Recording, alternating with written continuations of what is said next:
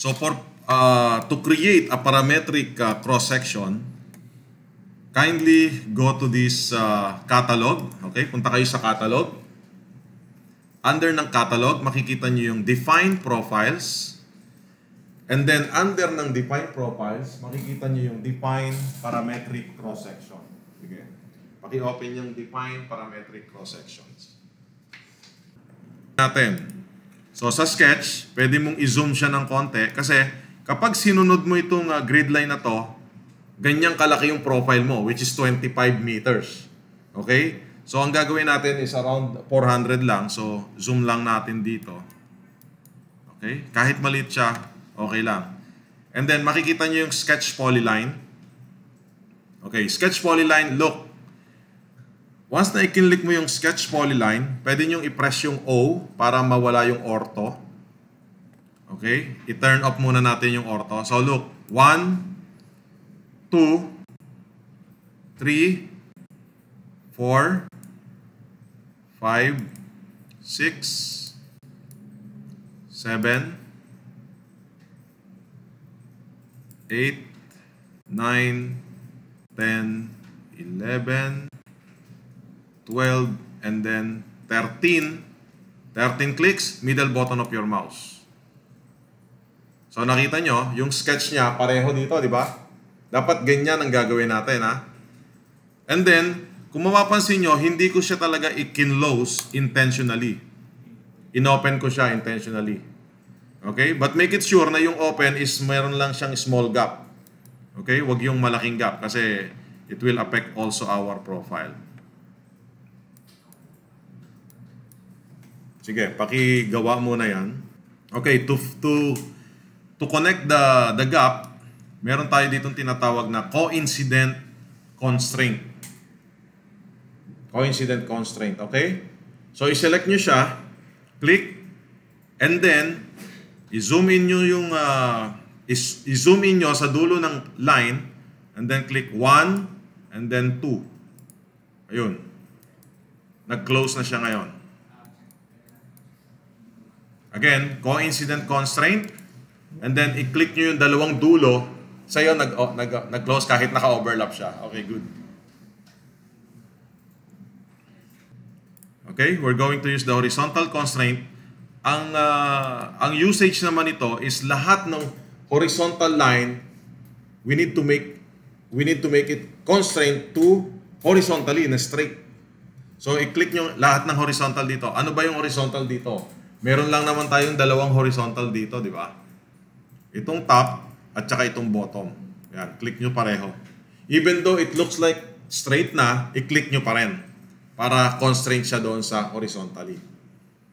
And then, after that, i-click nyo yung vertical constraint or we use the vertical constraint. Ano yung vertical constraint? Lahat naman ng naka-vertical. So, meron tayong 6 na vertical lines dito. 1, ito ito 1. Tingnan nyo. Dito, mapapansin nyo, may angle siya. Pag i-click nyo siya, magiging straight. Ito, magiging straight din.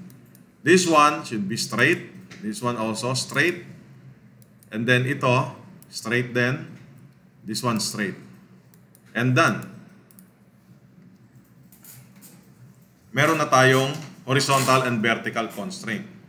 So ngayon, ang tanong, sir, paano yung diagonal? So let's keep it as it is. Okay? Later on, kapag naglagay na tayo ng dimension, makokontrol natin siya. Okay, next step. Ang next step natin is maglalagay na ngayon tayo ng dimension. Yung dimension na to, ito yung mag-a-identify sa size ng ating profile. Okay?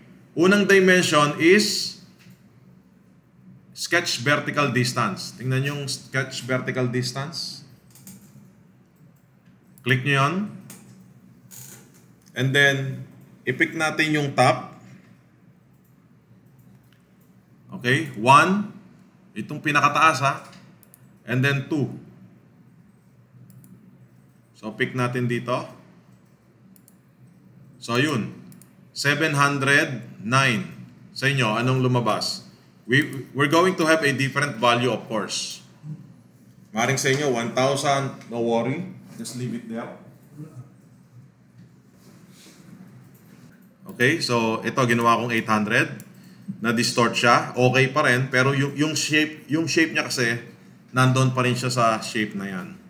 Okay, ang next natin is yung top plunge. Top plunge, I have this horizontal distance, 1, 2, 3. So nakalagay dyan is 417.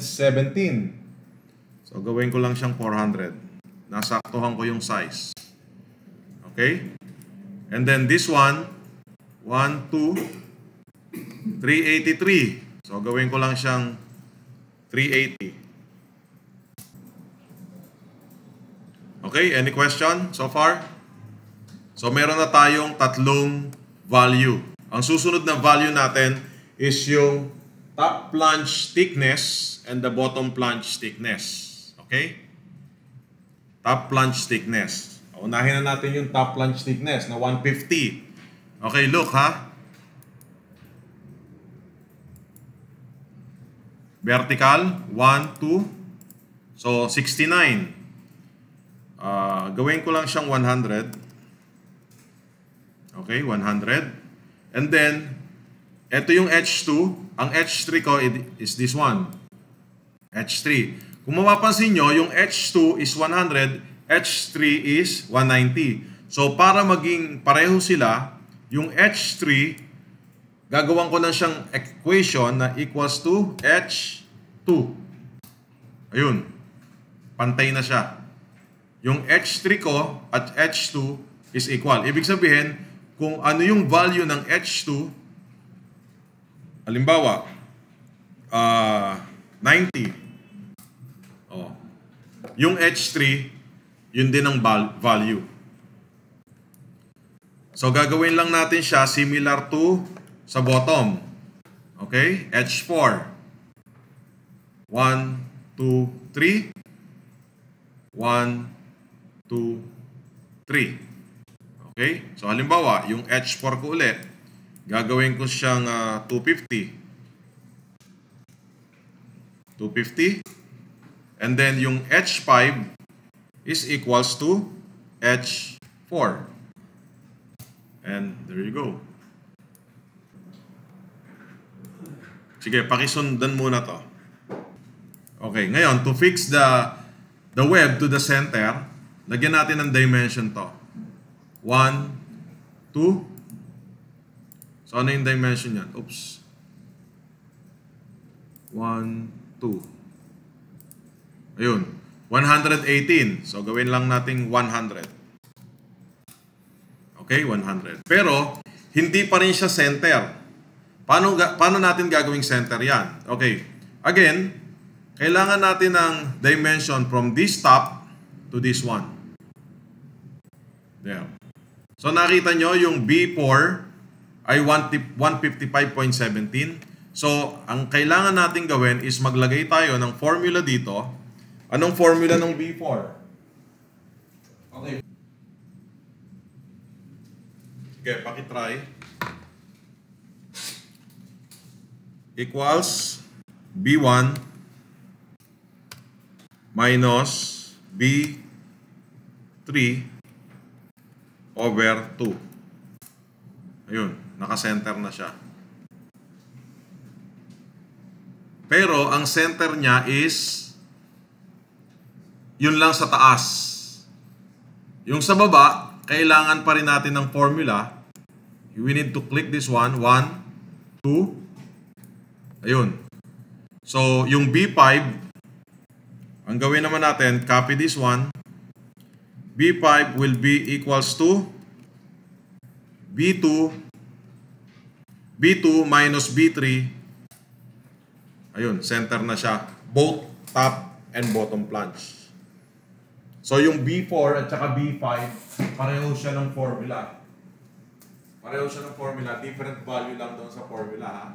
Yung B4, B1 minus 3. Yung B5, B2 minus 3. Ito, minus 3. Yung isa, minus 3. And then, yan, nakasentro na siya. Okay, so try natin. Halimbawa, halimbawa, yung ating B1 is 750. Okay? Ayun na yan, 750 na.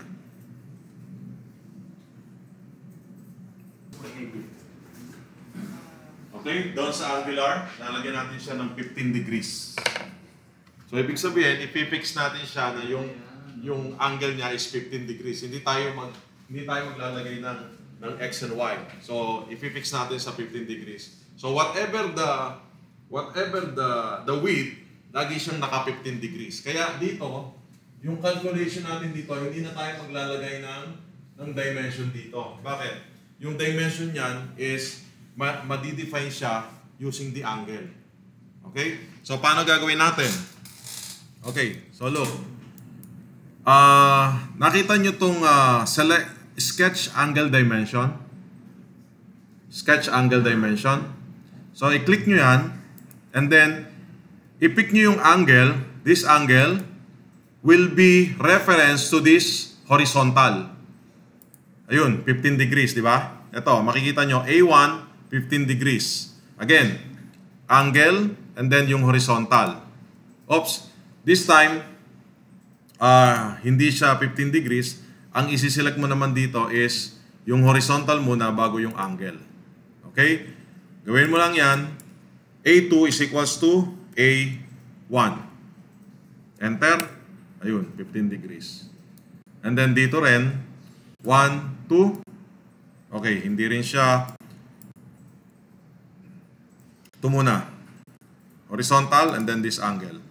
So ito is equals to A1 din. A1.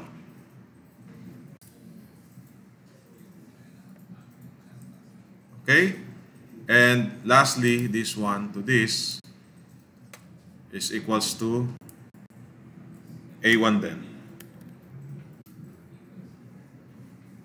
So ito na ngayon yung ating formula. So here, kung itong 750 is 500, ayun, lagi siyang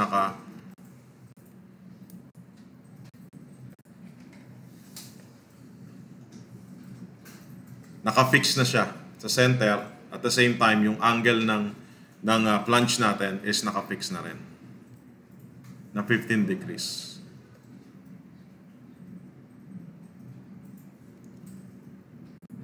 $1,000. So, pwede nating i-try siya. 1,000. And then, this one is 400. Right? And done.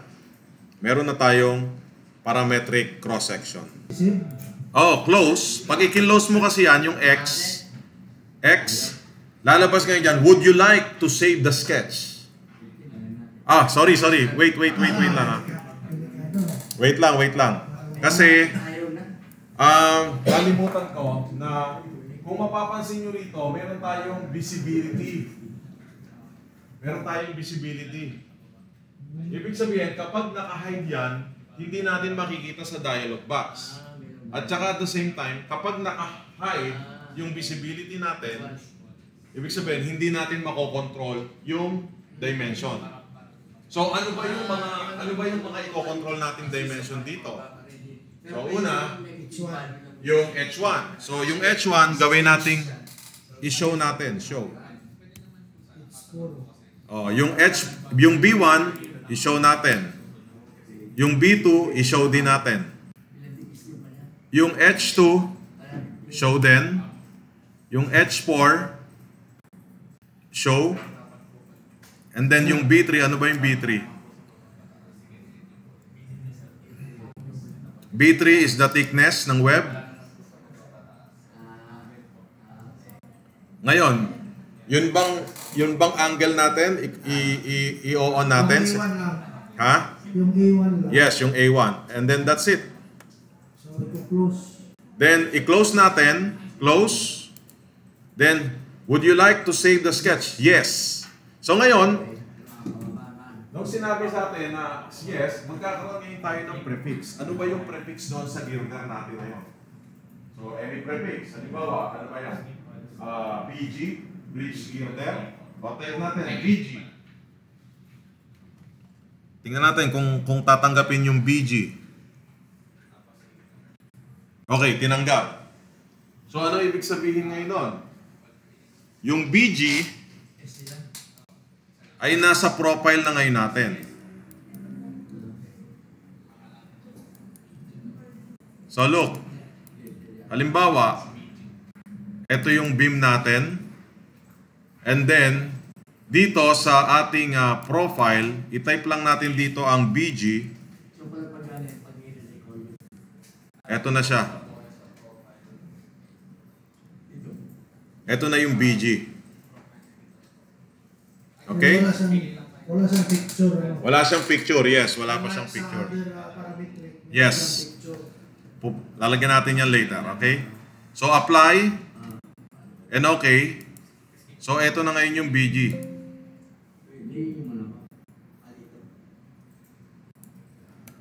Ayan o. Para mas maliwanag. Para mas malinaw, ito dito. Ayan na yung BG.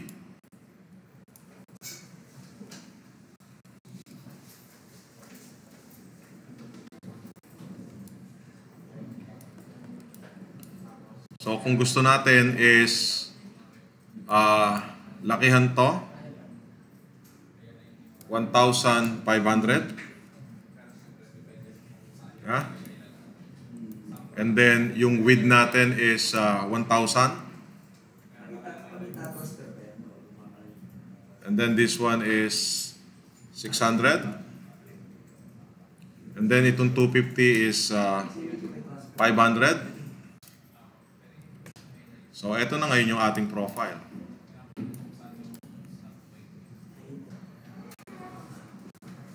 Okay, so ito na yung profile natin.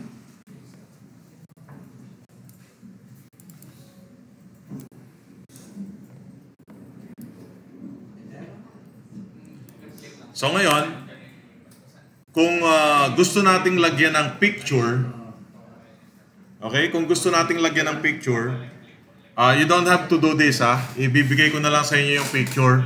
Papakita ko lang sa inyo kung paano. Okay? Para mailagay natin yung picture. So eto, naggawa ako ng view, and then ang gagawin ko rito is i-snapshot ko siya. Snapshot. Okay, snapshot.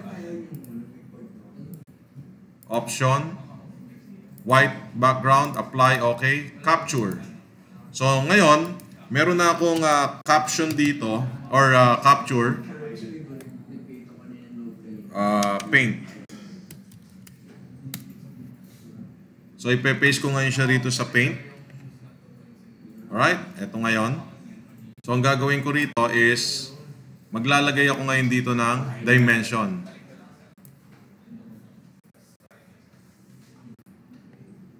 Again, sabi ko nga sa inyo, you don't need to follow. Bibigay ko na lang sa inyo to. So maglalagay lang ako ng dimension dito. So unang dimension,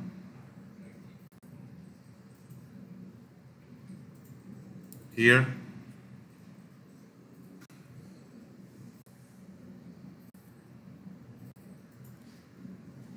Parang masyadong malaki yata yung ano ko. Saglit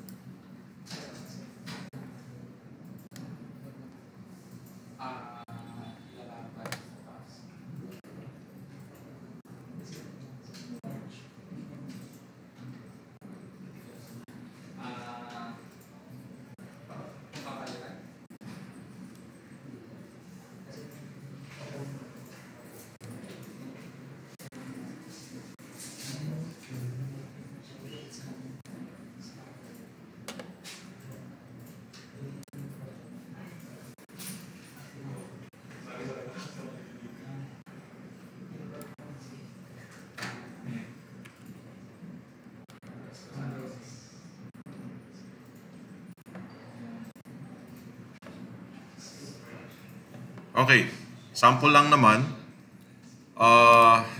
Trim. Oh, sorry. Kailangan natin lagyan ng ano to? H1. Then ito is B1, ano? And then this one is B2. Tama ba?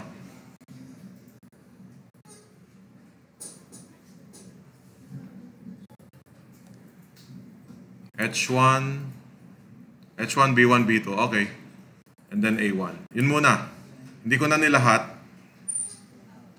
Sample lang naman. And then this one is A1. Okay? So, ang gagawin ko ngayon dito, i-crop ko. And then crop. Medyo malaki pa rin. I-resize natin ng konti. Pixel. Make it ano lang. Make it 350 lang. Or 300. 300.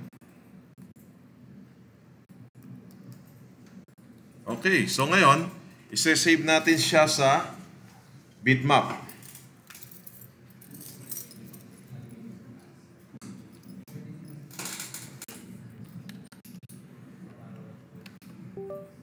Okay, save as.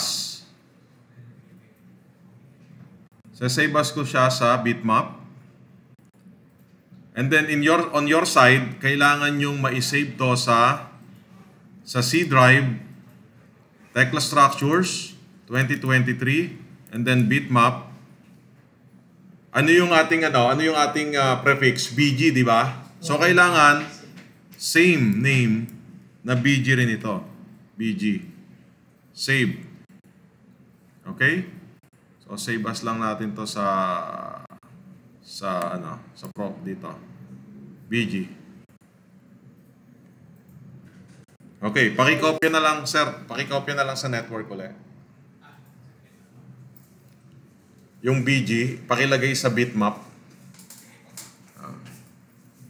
Okay, anong magiging outcome niya? So dito, pag i-close ko siya, look. Ayun, no? Para at least mas maintindihan natin kung ano yung H1, ano yung B1, ano yung B2, and so on. So, isinimplify ko lang siya, pero yung iba, kailangan ilagay natin sa kanya. So, automatically naman yan, kung ano yung initial niya, that should be the same as the bitmap para basahin siya.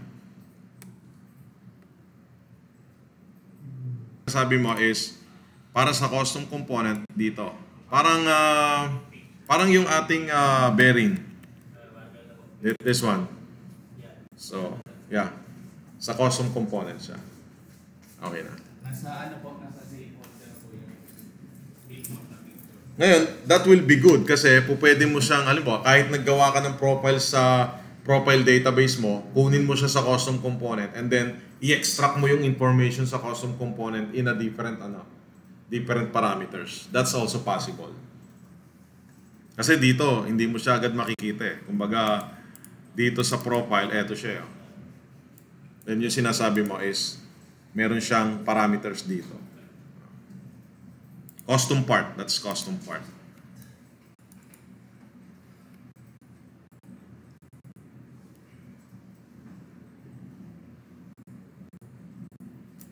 Okay, so kindly put that one and then check, and then we will move on to our next topic, which is the rebar.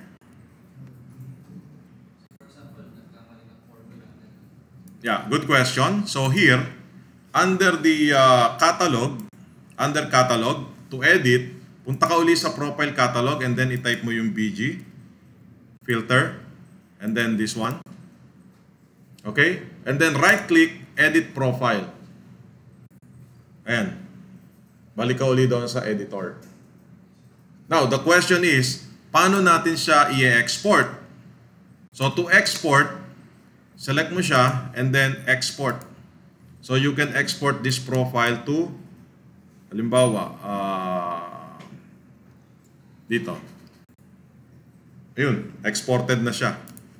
Simple as that. Makikita natin siya sa model folder, BG. Sana yung BG natin dito. Okay, date modified. Under siya ng profile UEL. Ito, i-import mo uli siya. Kung i-share mo sa ibang ano. Okay?